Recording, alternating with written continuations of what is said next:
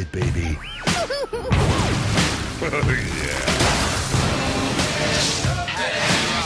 It's as easy as 1, 2, 3. I'll touch you if you touch me. This is our home. But make no mistake, this is not a planet of peace and love. They say it's a wasteland, that it's dangerous, that only a fool would search for something of value here. Then perhaps I am a fool.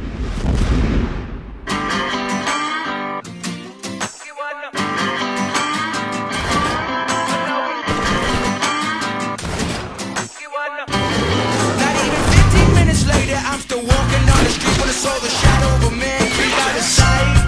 And then he swept up from behind, he put a gun up to my head. He made it clear he wasn't looking for a fight. He said, give me all you got, I want your money, not your life. If you try to make a move, I won't think twice. He said, there ain't no rest for the wicked. Money don't grow a tree. I got bills to pay, I got mouth to feed. You woke the wrong dog. Ah, yeah!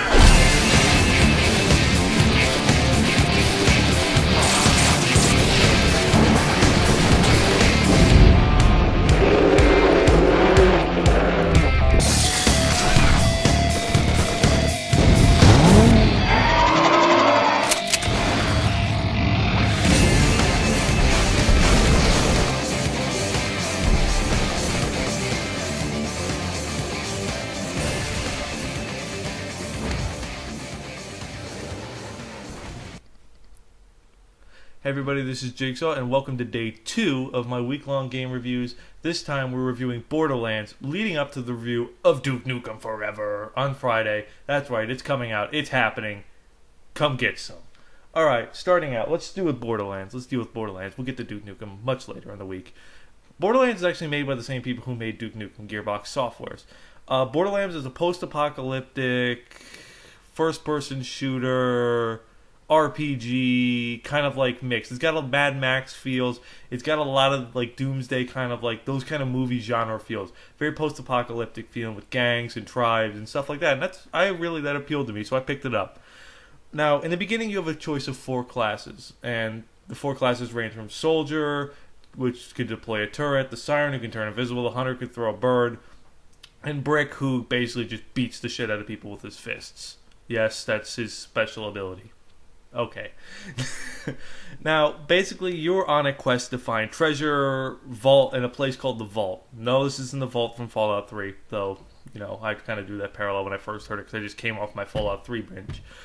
The Vault is supposed to contain all the riches of, like, the planet, all the riches they could possibly imagine. And since you're being bounty hunters, this is like the jackpot for you. So your whole quest revolves around that. And immediately when you step off the bus onto this world, you're completely stripped. You're level 1. You got nothing. You don't even have. You have one weapon, and that is it. And right off the bat, you can tell the art design is great. Very comic booky. Very cool. Very appealing. Very cel shaded. Like Team Fortress, pretty much, but not as like smooth edges. Still very rough. Very well done. And right along, the humor hits you. This game is biggest asset is its humor. I love the fact that just the dialogue is so well written. I found myself always laughing or smirking at dialogue from either be the claptraps or the cutscenes from the bosses. I just found myself laughing through the whole thing.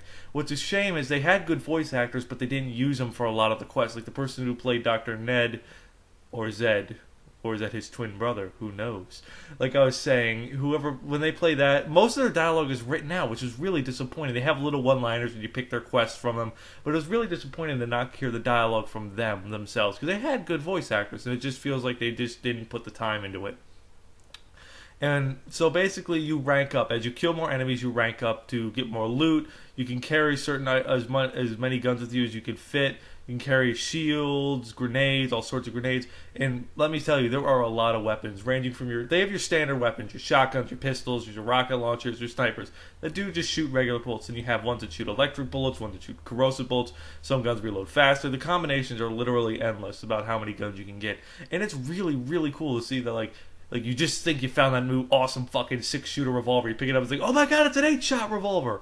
And it's just kind of cool. You kind of got like that progression system as you rank up. And as you go along through the game, killing baddies, the action never feels too unfair, because it does warn you going into certain quests, like, you will die. Like, if there's a skull over a person's head, that means they may be too high of a rank for you to kill them. It means go back, once you've leveled up, do a couple quests that are more your rank, and that's really cool. The funnest part about this is the multiplayer.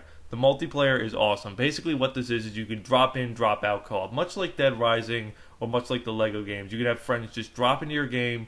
Doesn't matter what level they are, and you guys can go through the whole story together. If they drop out, no problems, keep going through the story. I thought that was really cool. I had friends, and everybody seems to like to play the Hunter, but I like the Siren a lot.